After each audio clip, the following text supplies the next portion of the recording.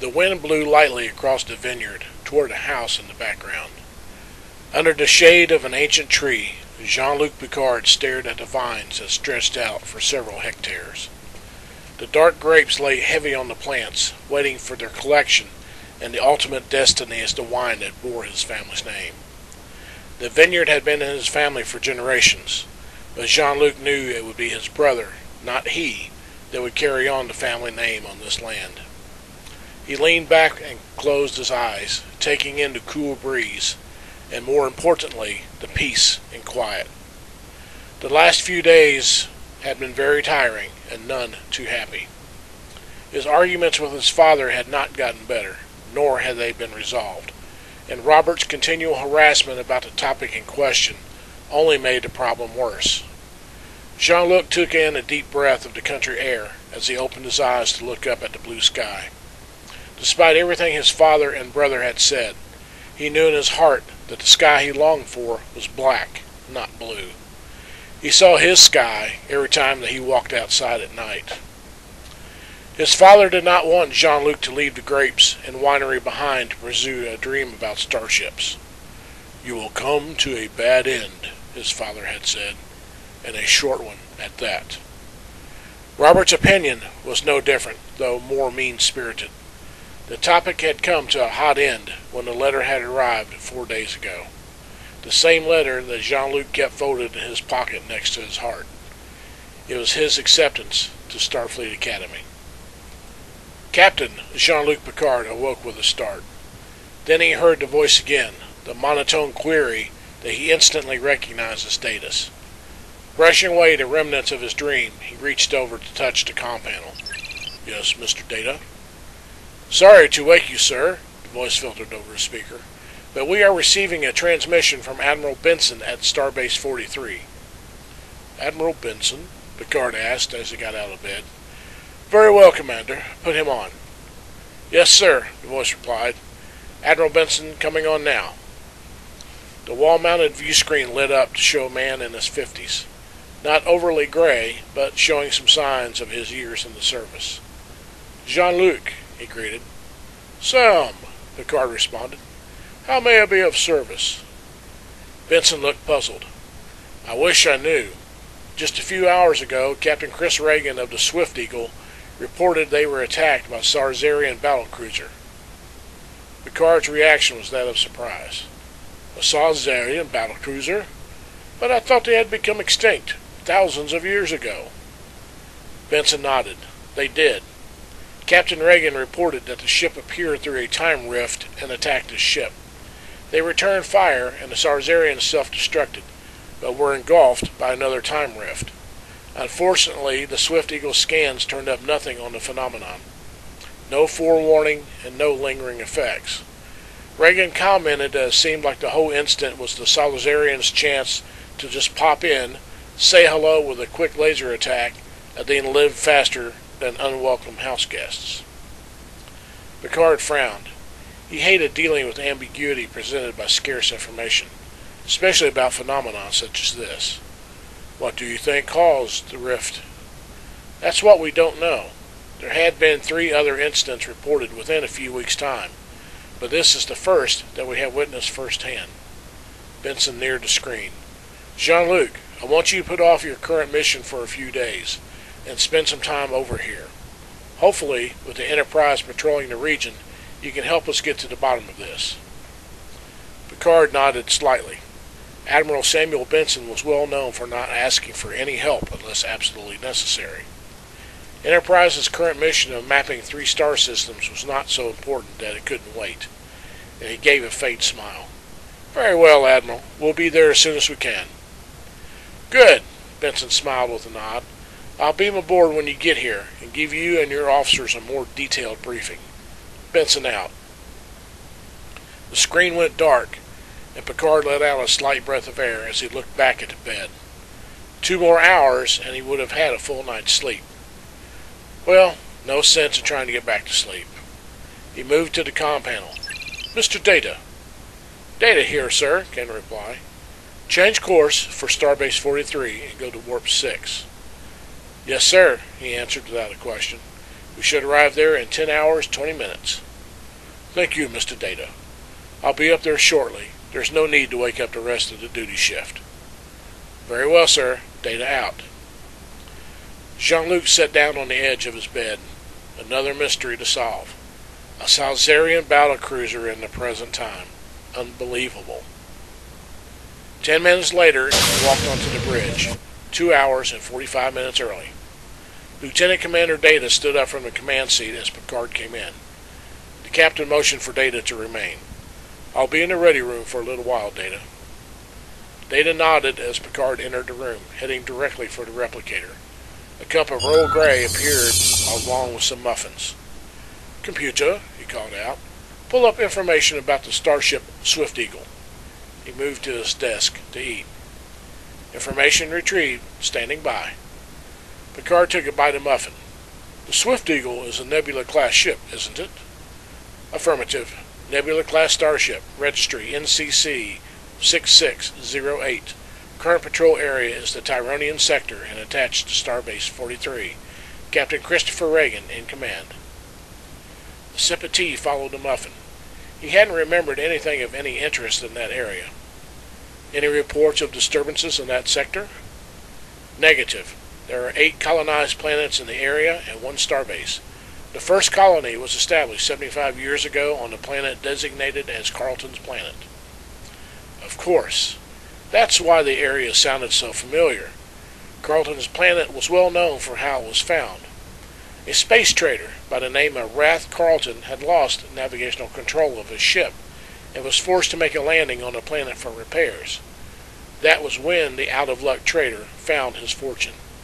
Not only did the planet have an abundance of valuable metals, but it also had several outcroppings of dilithium. Carlton filed a claim as soon as he was rescued, then sold mining rights to Starfleet for a sizable amount of money. The Federation wasted no time in setting up extensive mining operations, including a starbase to defend it from any trouble. The once empty sector rapidly became the hub for a thriving colonization period, as thousands came to seek their own fortune. Now it seemed that the sector was becoming a hub for a puzzling mystery. Then he just caught on to what the computer had said. Computer, repeat. There are no reports of disturbances in that sector? Affirmative. No reports of anything unusual. Picard spun in his chair to stare outside the nearby port at the star lines. That was odd. Admiral Benson had said there were 3 other instances other than what Reagan had reported. Why were there no records for the computer to report? Commander Will Riker met the Admiral in the transporter just minutes after the ship moved into orbit around Carlton's Planet. Other than the customary greeting, Benson did not talk as Riker led him to the observation lounge. Once there, Picard stood up to welcome the Admiral, and after brief introductions, the meeting began as Benson called up a computer image on the monitor. This is an overview for the Tyronian sector. Note the 3 areas that are highlighted. These are the areas where the temporal disturbances have been detected, either by long-range sensors or by communication reports. Starfleet has decided to keep this information as need to know for now, until we discover if there's an intelligence behind these events or not. The red area is where the Swift Eagle encountered the Salzarian vessel. The group studied the map for a few moments. Is there any indication that this may be some intelligence behind the rifts? Picard asked. Not that we know of, Captain, Benson answered. So far there is no pattern to these instances. However, there is one interesting feature about all these disturbances that led to the call, especially for you and your ship, Captain. Benson saw that he had their full attention.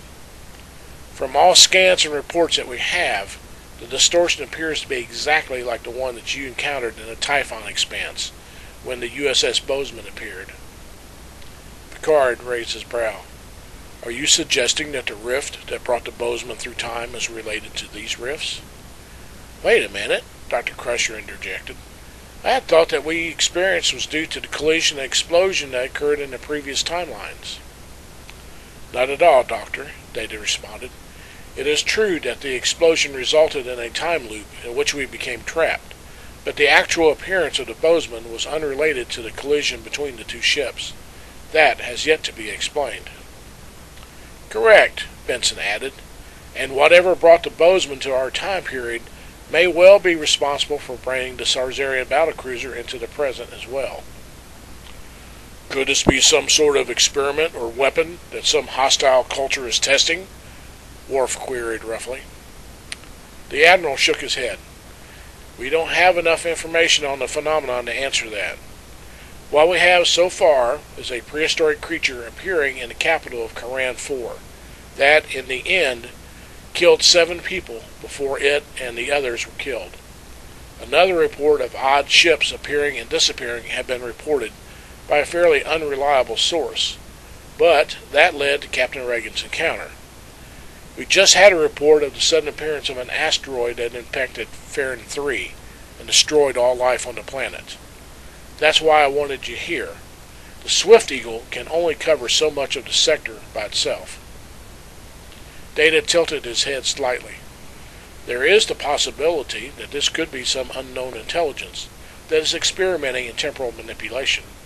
However, it is doubtful that this is some type of weapon that is being tested. If there is an intelligence behind these rifts, they could utilize the power necessary to create the distortions in a much more direct form for purposes of destruction. Picard agreed.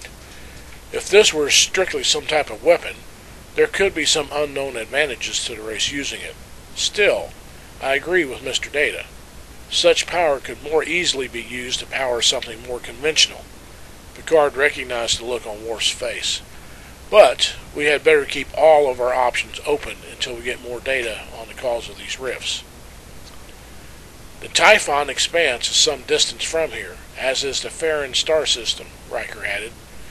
For the same type of rifts to form here may indicate that it is some natural occurrence that can move from place to place, or an unknown intelligence that is moving in this direction.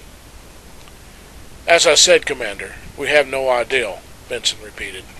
But if there is an intelligence behind this, we need to know everything we can about them and the reasons for these distortions. I do not need to tell you how dangerous the consequences can be if someone is tampering with time. It's one thing to use time to cause changes in the present. However, should someone begin to change the past? Picard nodded. Indeed. We will begin our patrol of the area immediately. The Admiral stood up to shake Picard's hand. If nothing turns up within a few days, then you can get back to your regular schedule. Jean-Luc smiled slightly. We'll do all that we can, Admiral, and we'll contact you if we turn up anything. The meeting was dismissed as everyone left except for Worf. Yes, Lieutenant? Picard asked, seeing that the Klingon had something else he wanted to discuss. Sir, respectfully recommend that we put the ship on a constant yellow alert. Any reason why, Mr. Wolf? Picard asked. Do you believe that there may be an inherent danger? Worf shook his head. No, sir. But with the sudden appearance of these rifts, we may be caught unprepared if another hostile force were to appear. If you recall in our encounter with the Bozeman, we quickly lost power and had only seconds to act. Picard thought a moment. I don't think the events to date warrant that concern yet, Mr. Wolf, but it is noted. Let's just wait and see what happens for a while. Yes, sir. The Klingon kept his disappointment to himself. It was at these moments that Worf often thought that the captain was not being as prepared for events as he should be. Certainly not like a Klingon commander would be. Still, Worf thought, Picard seemed to have an innate sense for matters such as these, and he had seldom been wrong. Picard followed Worf to the bridge. Mr. Data, start a search pattern to cover the most area as possible, opposite of the Swift Eagles. I also want you to begin searching the library for any similar incidents involving temporal distortions. Data listened to the orders as he programmed the ship's navigation from the ops console. Yes, sir. Course laid in and plotted. Engage at warp 4, Picard ordered as he sat down in the command seat. Sensors on maximum. It was 12 hours later that the next rift appeared. This time, the white haze appeared just outside the atmosphere of the planet Brayton II. The rift covered several hundred kilometers, large enough for the colony to see it from the planet's surface. What the population could not see were the ships that formed from the time cloud. 50 bulky ships soared out of the fog bank, each the size of a small skyscraper, but much more deadly. Within minutes, the fleet of ships formed a flight pattern over the planet as they began their orbital bombardment of the planetary surface. Each ship fired multitudes of large missiles, each arcing over the horizon to dive through the atmospheric layers and detonate on the surface. The population had no time to search for the questions of who or why, only to cry out in terror as one mushroom cloud after another rose from the planet's surface. The green vegetation became ash as the thermonuclear warheads sent superheated plasma along the landscape. Entire cities vanished in the nuclear fire that erupted across the planet, as though some parasitic plant had taken over and bloomed. The entire planet was reduced to a radioactive wasteland, the cities returning to the ground from which they were raised. The fleet of Aurelia dreadnoughts moved over the atmosphere, searching for any need to continue their attack. Then, just as rapidly as they had appeared, the ships vanished as the white aura formed around them, taking them back from whence and when they came. Except for the destroyed planet and some strange lingering laughter from seemingly everywhere, there was no evidence that they had ever existed. Captain, Data called from his station. Sensors are detecting a disturbance in the Brayton star system. Of what nature, Mr. Data? Picard asked as they moved closer to the edge of the command chair. Unknown, sir. The system is at the edge of scanning range. However, I am detecting an increase in radiation across a broad spectrum. The origin seems to be the second planet of the system. What do we know about the Brayton system, Data? Riker inquired as he stood up to walk to the ops station. Data moved his head slightly as he accessed his internal memory files. A colony was established 23 years ago and is classified as an agricultural society with no strategic or economic importance. Last reports of the colony indicated a human population of over 2 million. They have no defense or power sources that could be responsible for the radiation increase. Riker looked back at Picard, who nodded. Set course for Brayton 2, Warp 6. Riker turned back to walk towards his chair. Go to Yellow Alert, Mr. Worf, and alert the Swift Eagle and Admiral Benson on Starbase 43. Yellow Alert. Aye, sir. Worf nodded with a slight smile Yellow Alert. as he quietly Activated. hoped that there would be a chance for battle. We will be in orbit in 6 hours and 31 minutes, Data replied, as the ship changed course and sped to the distant planet. Mr. Worf, Picard called. Any signs of other ships in the area? The Klingon checked his scanners. No, sir. We are still too distant from the star system to detect any ship that may be hiding or cloaked. However, no ships have left the area. Picard merely nodded as the ship sped on. Still no signs of ships in the area, Data? Will Riker asked as the Enterprise dropped out of warp. No, sir, Data replied. Nor is there any evidence of a temporal disturbance. I am picking up traces left behind from some type of ion propulsion drive. According to the scans, there were approximately 50 sources of the ionization. There are also traces of ionization that would indicate the paths of multiple projectiles entering the planetary atmosphere. Picard stood up. Projectiles? Of what nature? Worf answered his question. Readings indicate some type of missile armed with thermonuclear warheads. Damage patterns on the planet's surface would indicate patterns used for planetary bombardment by spaceborne missiles. There are no life forms registering. Riker raised an eyebrow.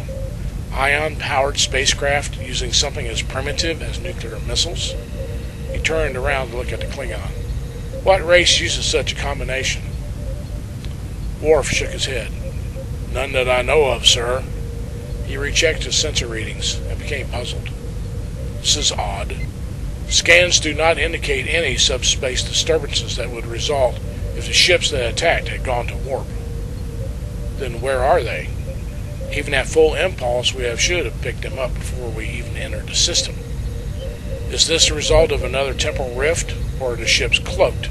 Riker wondered out loud as he looked at the devastated planet below them.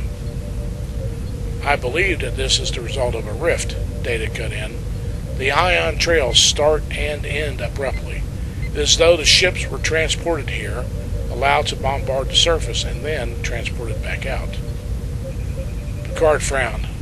"If that is true, Data, these rifts in time cannot be a coincidence or a natural phenomenon. This is purposeful." Riker nodded. "I agree, sir. Recommend that we relay for all colonies to go to alert status. At least that may help them be prepared in case another incident like this occurs." This time, the preemptive advice was taken. Picard frowned at the necessity, but still conceded. "Make it so, number one. Meanwhile, I had better contact Admiral Benson about what had happened here." He rose and headed for the ready room, but turned before he entered. "Continue scans on the planet. I would like to know who did this and why."